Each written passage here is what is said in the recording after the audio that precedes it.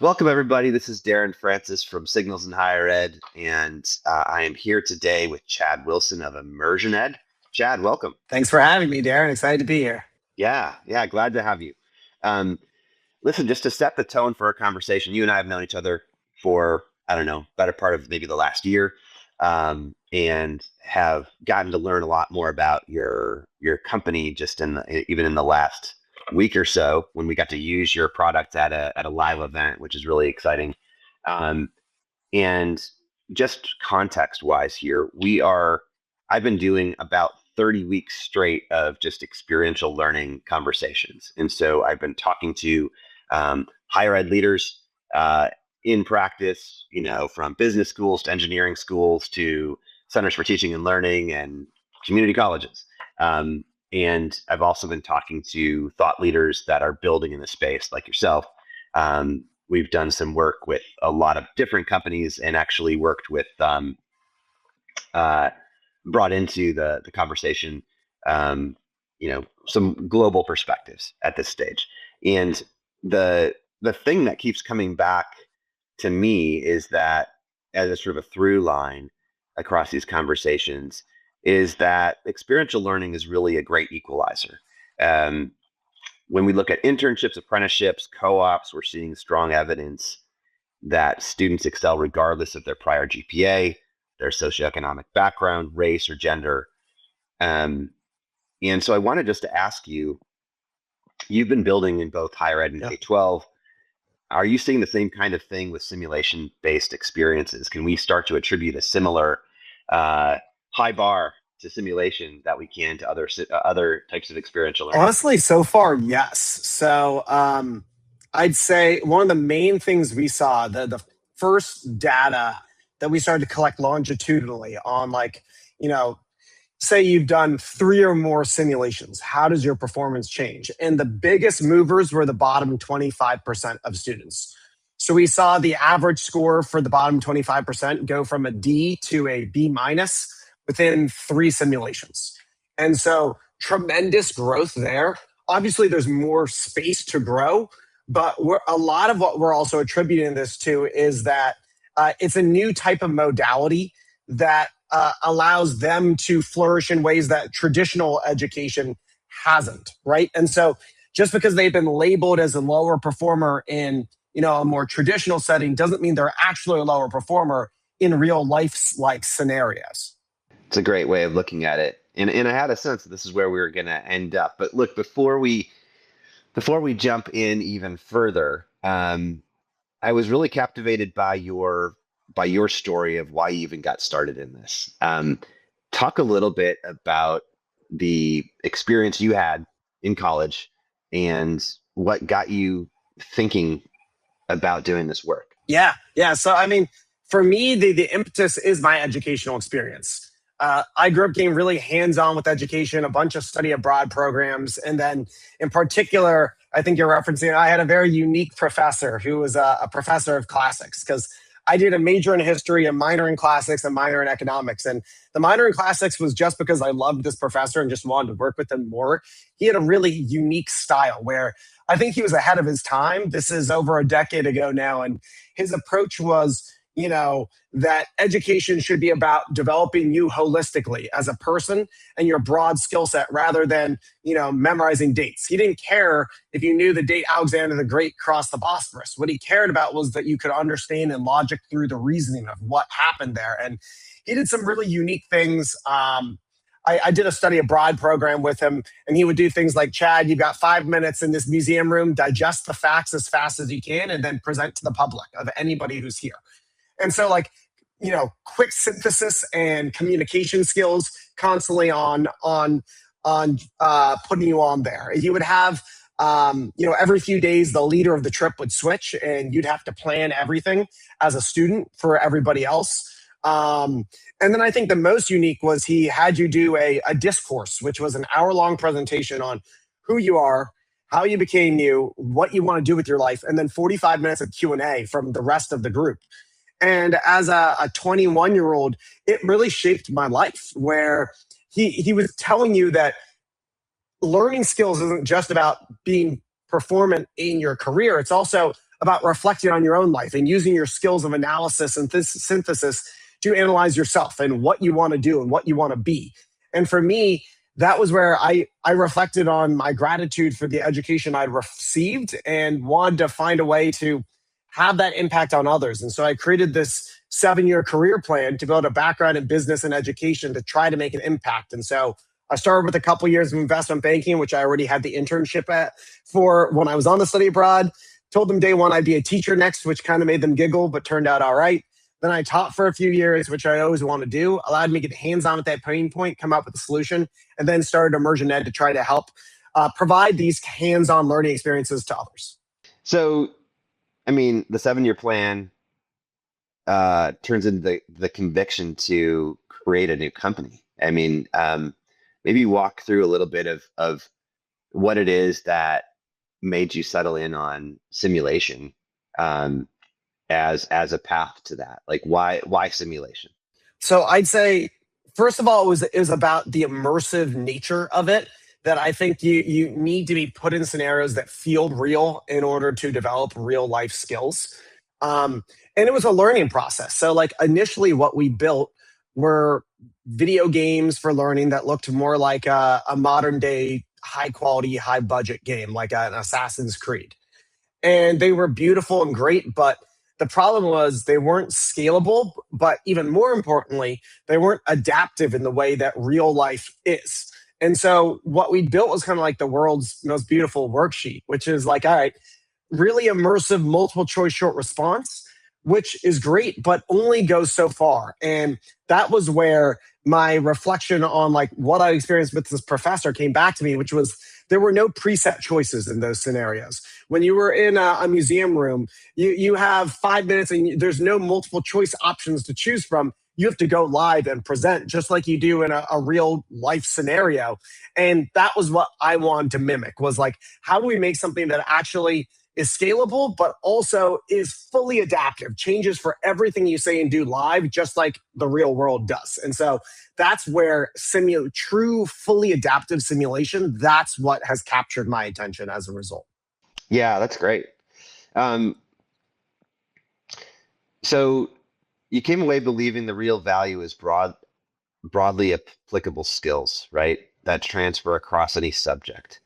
Um, and then I guess how did you when did you start to realize that simulation would actually be able to be applied in so many different ways? Yeah, that's a good question. I mean, I think so. I started with history, and that's where immersion ed began, right? And then what I think broadened my perspective partly was my own career path. Honestly, uh, I saw the broad skills that I developed from that classics course help me in investment banking presentations and communication skills. And then when I was a teacher, you can bet that my ability to present on the fly and adapt to the room around me live, that was highly relevant.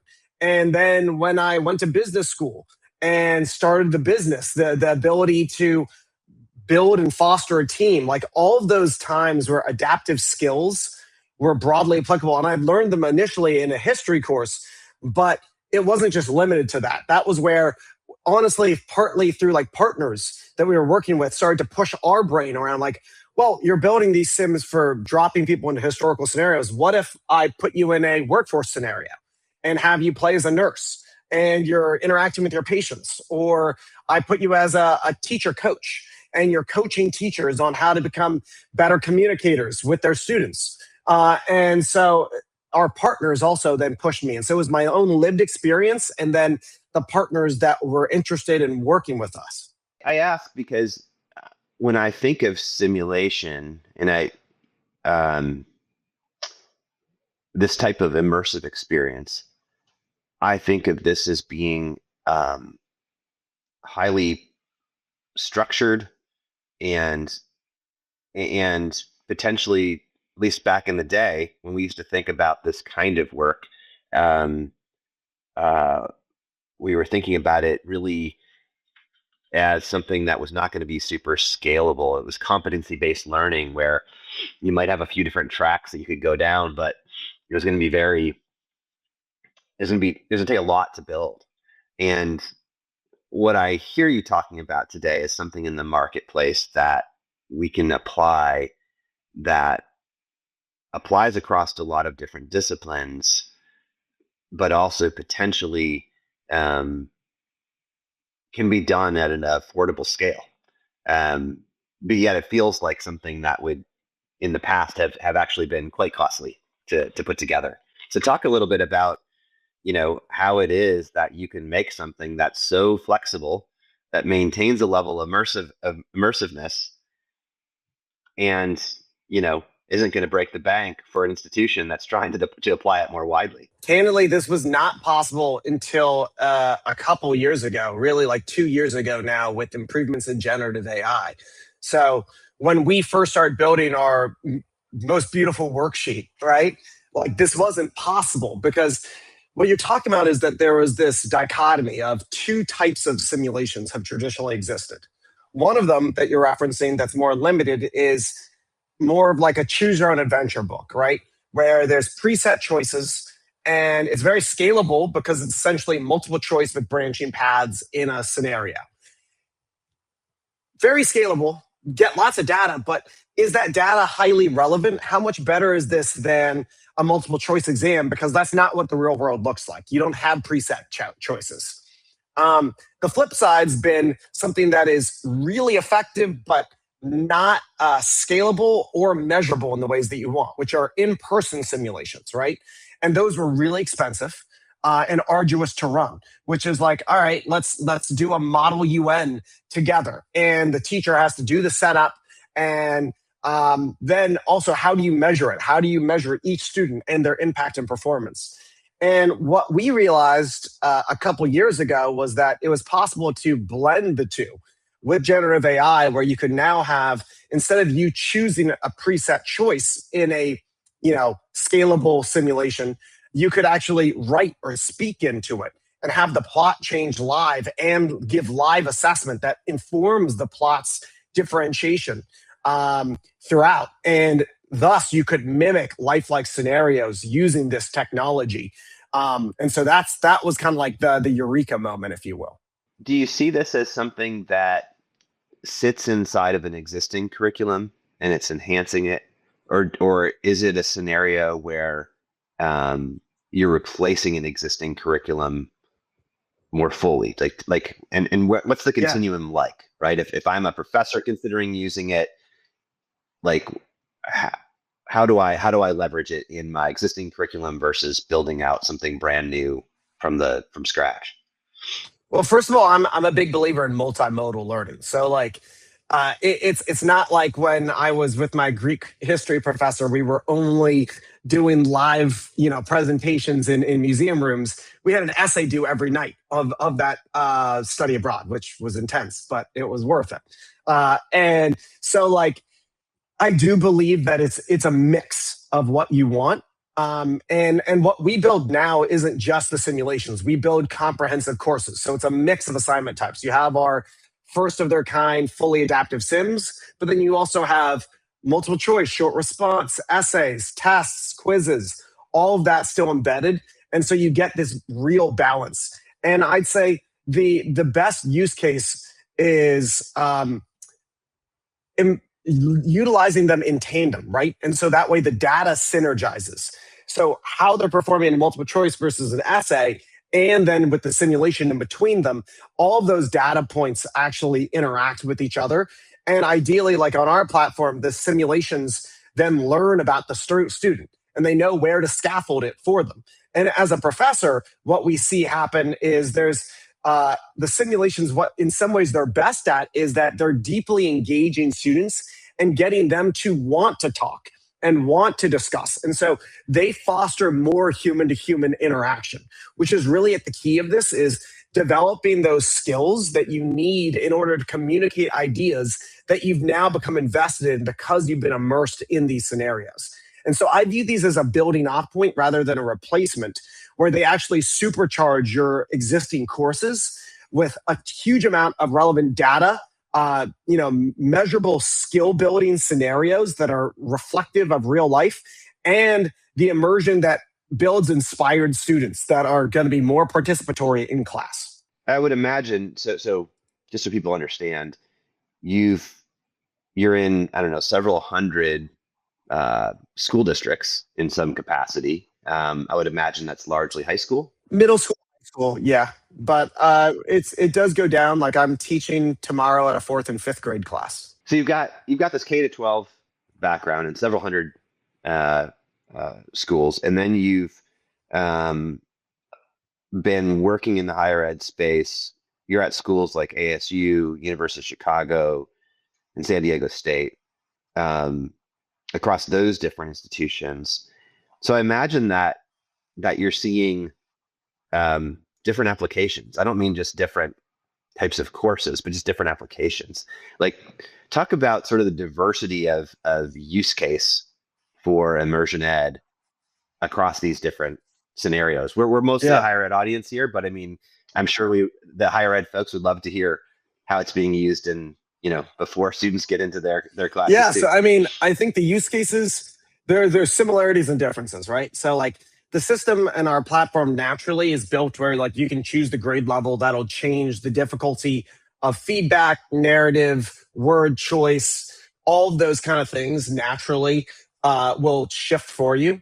But a lot of this, though, in our eyes, particularly with higher ed, is about co-designing and building with them for bringing their vision to life.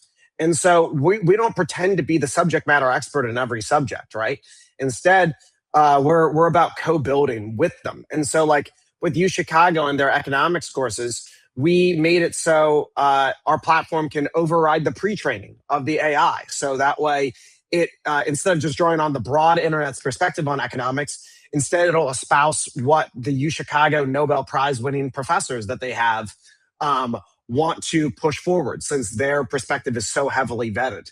Um, or if you go to what we're doing with San Diego State, that was kind of like our first workforce almost scenario where they're teacher coaches. And we had to build in new features like live tracking of new types of skills for them, videos built in where you can watch the teachers teach first and then give them feedback. And so I think a lot of it is also like they've helped broaden our perspective on like not only what content this can help with, but also how that content is presented. And so it's a living, breathing platform that we shift and grow with our clients as true co-design partners. Hmm, that's powerful. Uh, when I think about co-design in the academy, from a higher ed perspective, um, that can be a relatively slow process. But I feel like in your context, you're seeing a lot of speed and momentum in the work that you're doing. What what do you feel like is the magic equation to being able to facilitate this as quickly as you're able to do it? I mean, we don't, nobody has a silver bullet, I think, when it comes to partnerships in education. What's worked for us so far is having what I'd call, a counterpart both on the ground and higher level at the same time. And so that means like in higher ed, you have a professor that has some budget making power that you're partnered with who is directly applying this. And so you're actually working with them and we empower them to, we show them how we build. So that way, if they want and they want to reduce the cost, they can actually get into the platform and build it themselves and iterate as fast as they like. Or they can use us as the middleman to make those edits and adjustments according to their desire. Meanwhile, at the same time, say at like ASU, we have somebody who's higher level who is cross departmental in their role. And that way you can start building up to a more broad scale with the university at the same time. And so it's about having people on the ground and higher level, I think, that are helping you navigate the bureaucracy that can sometimes take a long time to get things done in the higher ed space. Well, one more question on just sort of application level here. So it's really, you know, in today's market, you can't be a nice to have in Yeah, higher ed. that's very true. You know, and probably in education generally, it can't just be a nice to have. Um, you you make the case pretty compellingly that this is actually going to make significant improvements. But how do institutions judge this for themselves?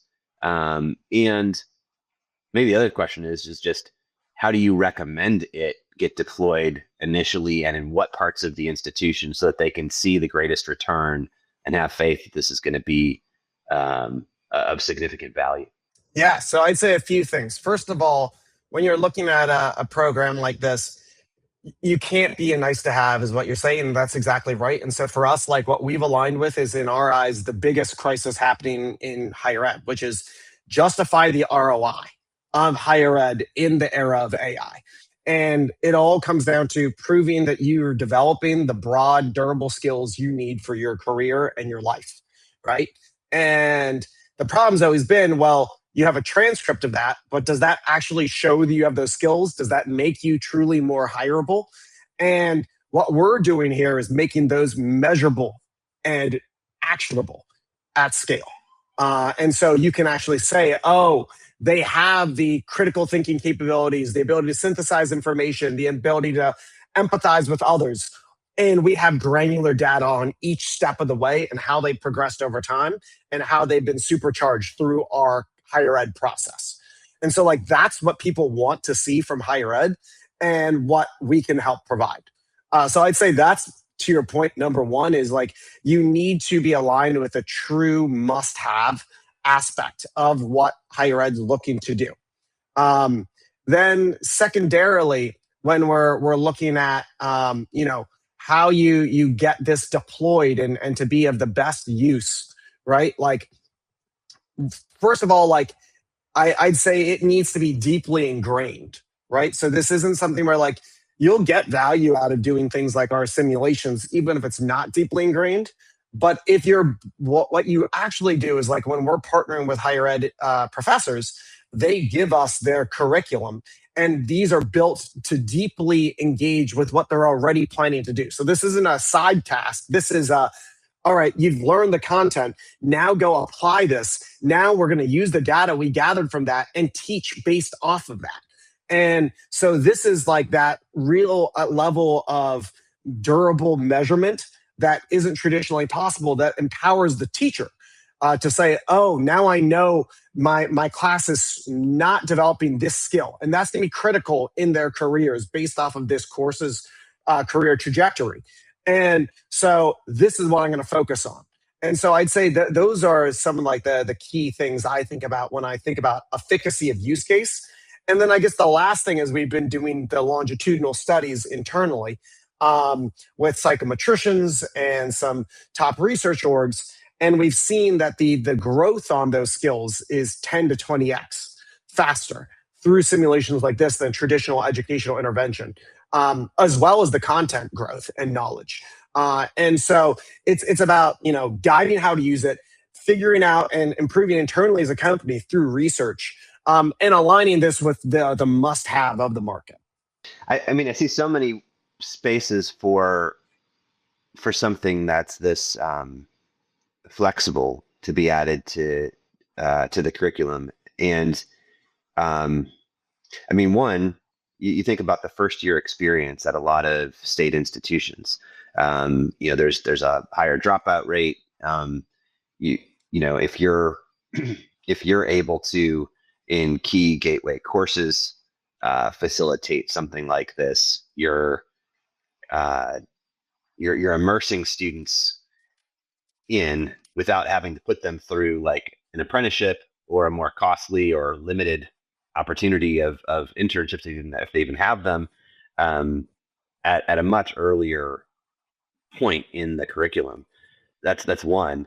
The other piece that occurs to me is that there's also a crisis around the authentic assessment today, right? Like, and there's so many ways in which institutions are looking to sort of back up assessment in new creative ways and in the age of AI, and something that is more competency based or skill based like you're providing seems to also hit on that.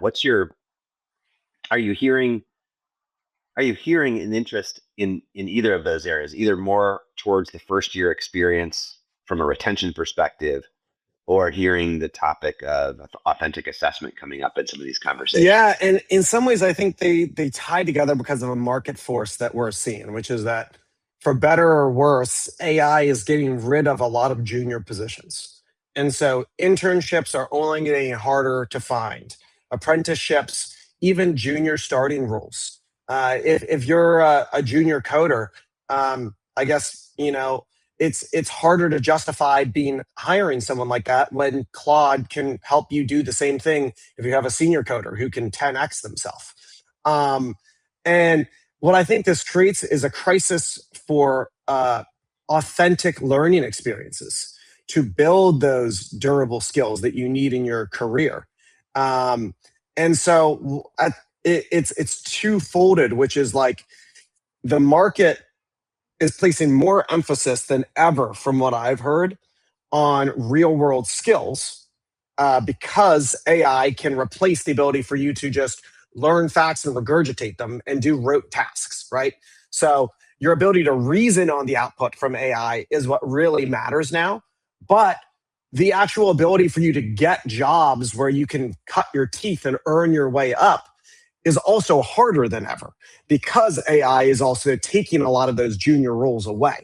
And so I think simulations can help solve for that by providing an accessible space for people to practice those skills and demonstrate those skills so they can prove that they're hireable. Because look, I've got a track record in scenarios exactly like what the job requires that I've simulated that is really strong. And I've practiced and shown the growth trajectory that's necessary.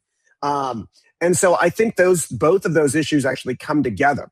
That makes a lot of sense, and I think you're hitting on something that is kind of full circle here, but um, through what you're doing, you're actually making something scalable that traditionally hasn't.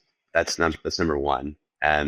You're cracking the code of really sort of ancient teaching wisdom, which is to go back to experience, immersive experience, in order to Yeah. really learn something, which is refreshing in and of itself.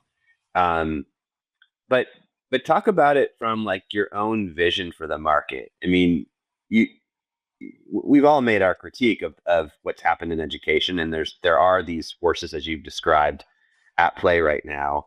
Um, but given the stakes, what's your vision for where this market needs to go? What do you think is standing in the way, truly, of getting there? Yeah. I mean, honestly, I think what I was painting there is a tough picture, right? Is that people want to see these skills and the opportunities to demonstrate those skills and build those skills are disappearing, all connected to AI. But it's in our eyes, AI also has provided the solution, which is you can now build lifelike simulations to mimic those. And what happens from this is what I would call like a dynamic skills transcript that covers and carries over across subjects and across age levels. So you can imagine a world where you can see a learner's trajectory across math, history, science, applied professional studies, and see the different skills that they're demonstrating in each spot and help them figure out here's the correct career path for you. And you're going to be incredibly hireable in that career path because this dynamic skills transcript shows that you are the right fit for that job. And so I think that that's what I see is that like students stop entering every course as a blank slate. Professors know where they are and who they are coming in based off of so much more granular data that truly defines the student based off of the decisions they've made in infinitely varied scenarios across subjects and across different times in their life. And there's so much more concrete, actionable evidence for the professor to use to build a course that's tailored to the people in their class. And so essentially we spent a century measuring memory because it was easy to test. Now memory is no longer what is highly relevant for hiring. And so now it's about measuring thinking, following people's thinking progress over time, and then helping them reach their potential as a result. Yeah, that's. No, that's so good. That's such a great vision. And the dynamic skills transcript component, um, I definitely see I don't see other people doing this. It's a real miss in my mind in the market.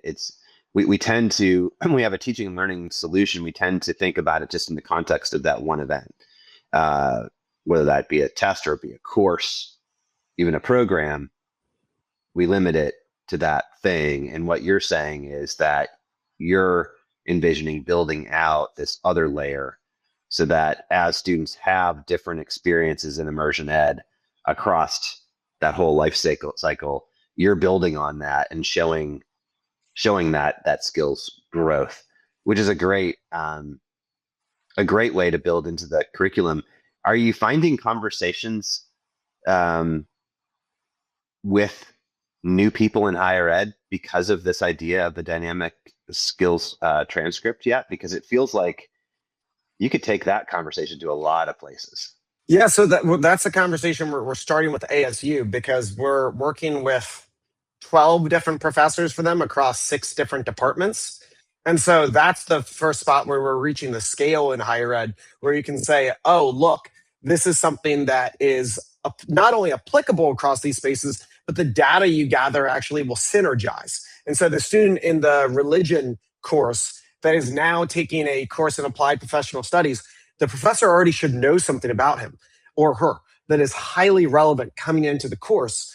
And you can help them imagine like career services. They can look at this data and say, oh, I've seen how you performed in scenarios across these different domains. Here's actually what, like, if we can match that skill to the careers that are going to be most fulfilling and successful for you. And that's where like something like the applied professional studies work we're doing with ASU is highly relevant is you can also start to see what do the employers actually want to have in a simulation. What skills are they measuring if you're going to be going into investment banking and that they're going to view as relevant for your career trajectory to become an MD? There's this connective tissue that's flowing through that I think is definitely attractive with the partners we're working with, particularly as we get to a more cross-disciplinary space. I truly see this as relevant in community colleges as I see it in grad schools. I mean, it's uh, the most fascinating aspect of just experiential learning generally is that typically when I think of teaching and learning um, innovation, it happens in one area really well. It happens, say, in a community college really well, and it doesn't apply well somewhere else, or it's really well adopted in grad schools and not elsewhere.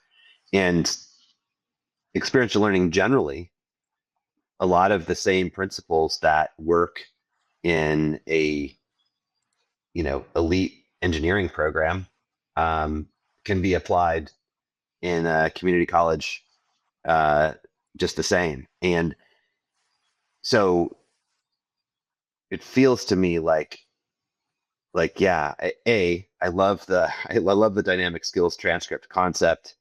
It allows an institution to get really strategic and measure beyond an individual course. Um, but B, it also just um, gives you a lot of opportunities to enter through a lot of different places within institutions. I mean, um, I was talking to the University of Cincinnati, some folks there. They have a um, co-op for all philosophy, and so everybody does co-op at University of Cincinnati. It's 100% of students going through do a co-op. Well, they need other types of experiences to get them prepared for that co-op, right? Like they actually would, something like the schools that are prioritizing apprenticeship-based models, like your education example from before, co-op like Cincinnati, all of these things, they actually need something like what you're providing at earlier stages and throughout the education journey to prepare them, even if it's for a capstone in grad school. Yeah. So there's a lot of ways in which something like what you're doing really, I think, fills meaningful gaps in this market. I'm excited to hear about it and see what you're doing.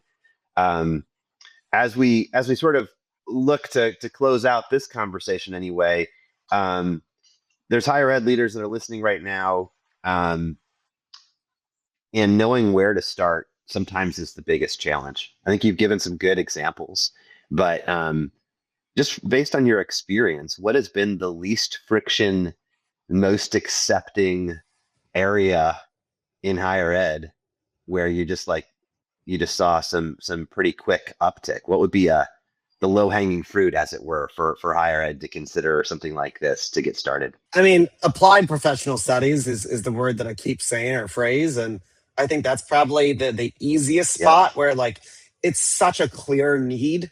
Like applied professional studies is literally about you applying what you're learning for, building a career in different spaces. And so we've seen massive adoption for that for ASU, project management, nursing, all kinds of subjects. And then for teacher coaching at San Diego State, and even with the economics courses, they're often about, essentially what would you do if you were a consultant or if you were an investment banker? What would you do in these contexts?